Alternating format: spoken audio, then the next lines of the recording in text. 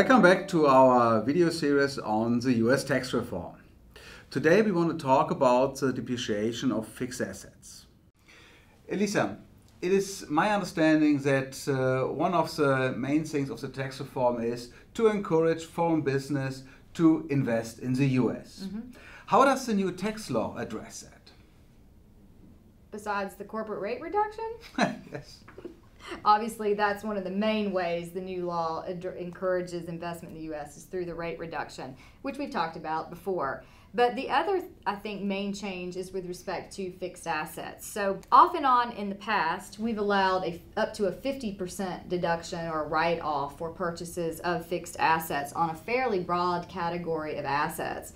And we refer to this as bonus depreciation. So under the new rule, we've increased this bonus depreciation to 100%, effectively allowing for a full deduction of your purchases of fixed assets in the current year. It's technically not bonus depreciation, but I'm sure that's what people are going to continue to call it. So even better than that is the law was effective on September 27th of 2017. So I think this could be a great opportunity for our German Mittelstand clients if they've had significant purchases at that point in time through the end of the year and of course going forward, but to write off a lot of their asset purchases. In particular in 2017, if they have a lot of purchases, they can still take advantage of the 35% corporate tax rate, which I think will be a big benefit for those companies. Okay, so still something to consider on the 2017 tax return. Absolutely. Interesting. Elisa, let's say I'm a large company and I have big tax losses. Should I still go ahead and take advantage of the bonus depreciation? Really, I think it depends. Ultimately, it's a timing difference. I think that most companies will need to look at their projections and see what really makes the most sense for them.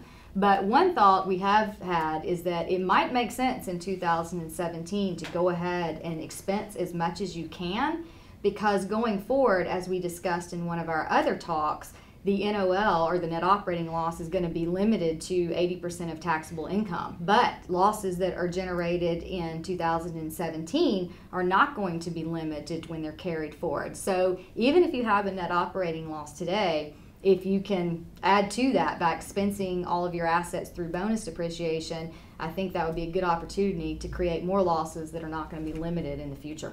Okay, yeah, that makes sense. We talked now mostly about businesses, but are there also any consideration for individual taxpayers? Yeah, sure. I think one thing an individual's taxpayer should think about is whether or not they want to take advantage of what we call 179 expensing. And this really is just an expensing mechanism as opposed to capitalize and depreciate. And the main advantage of the 179 expense deduction is that it's not subject to any recapture at an ordinary rate when you dispose of the property. So when you actually dispose of a property, a lot of your depreciation comes back and is taxed at a higher rate, essentially. The corporations don't have any differing rates. It's all what we would call ordinary rates. So for them, it doesn't matter. But for an individual, it might make sense to actually not take bonus depreciation, elect out of it, and take the 179 expense deduction instead. Are there any other ways how the new tax law encourages new investments in the U.S.? Yeah, sure. Again, related to fixed assets and besides the rate reduction, yeah. The new bonus depreciation rule has been expanded to include used property. And so I think this is going to be big, particularly in the acquisition area.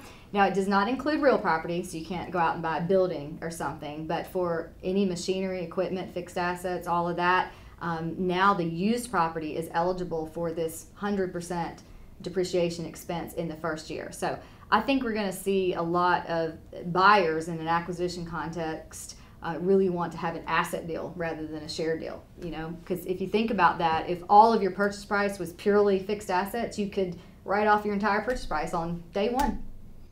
I guess this is another example where we can see some advantages of the new tax laws in the US. Elisa, thank you very much for explaining this to us, and I hope you enjoyed it, and we have more videos out there which explain other topics on the tax reform in more detail. Thank you very much.